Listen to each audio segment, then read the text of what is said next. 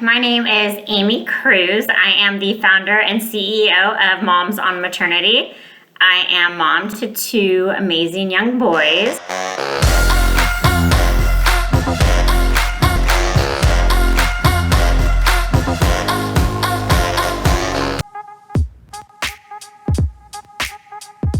Okay, so let's talk a little bit about cooking.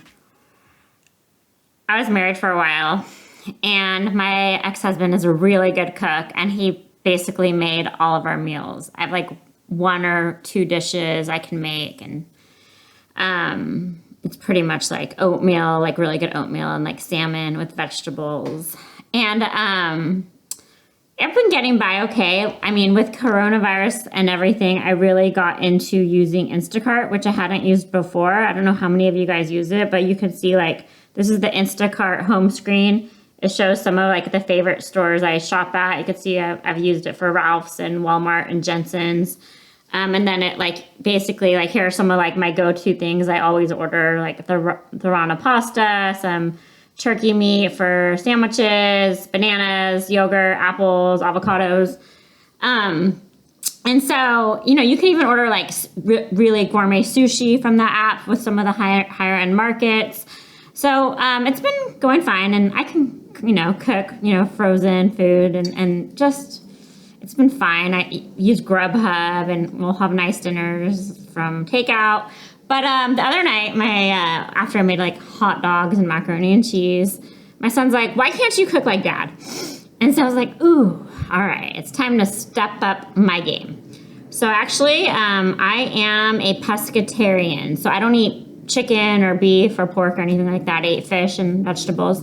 But I went to the store for the first time in like forever, and I mean like literally like ever, and bought some ground meat, and I sauteed the meat with some vegetables and cut it up into like ground meat and mixed it in with some pasta and some really great pasta sauce, and made some pretty awesome penne meat sauce spaghetti with some vegetables, well, it was onions and garlic, and gotta say, I was kind of proud of myself. So I'm gonna learn to cook. Any advice? Very appreciated. For Mom Life today, I want to talk games.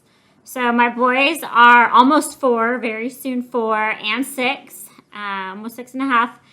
And, you know, games are definitely fun around here. So we've been through, in the past, Candyland, Chutes and Ladders, Uno, War, matching games, checkers.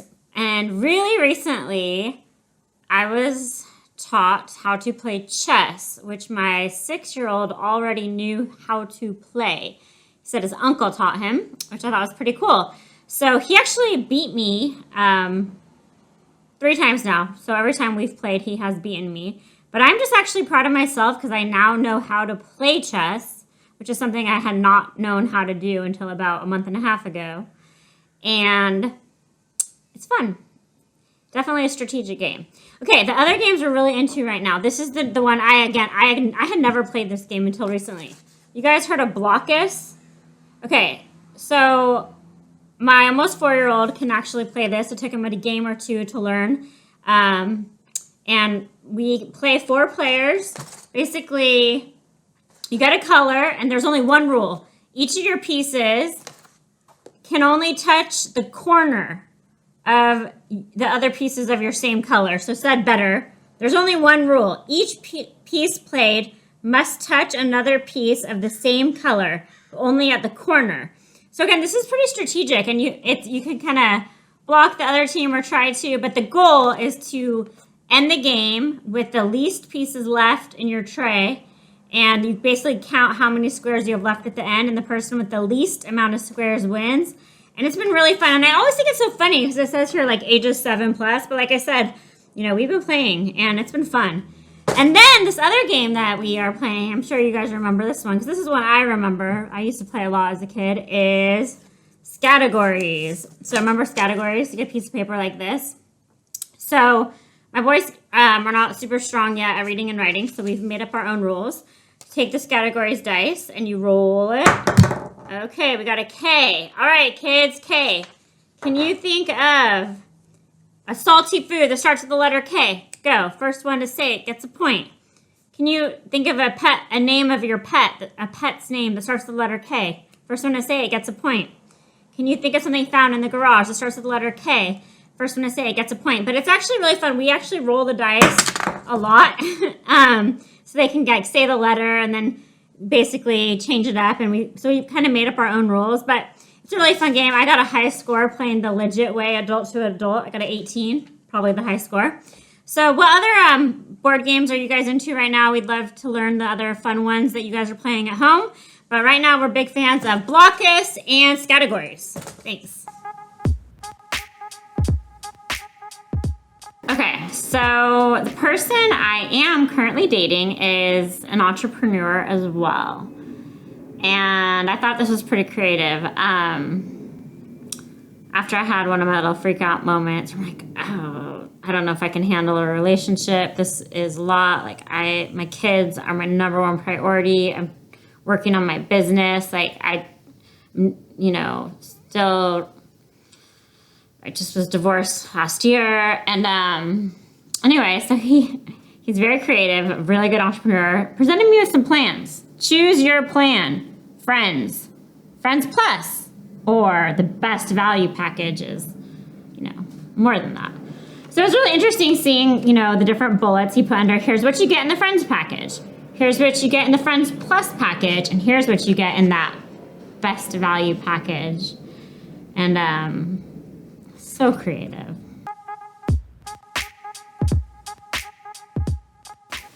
Business. So I got a message on Facebook Messenger the other day from someone I haven't seen or talked to in a while.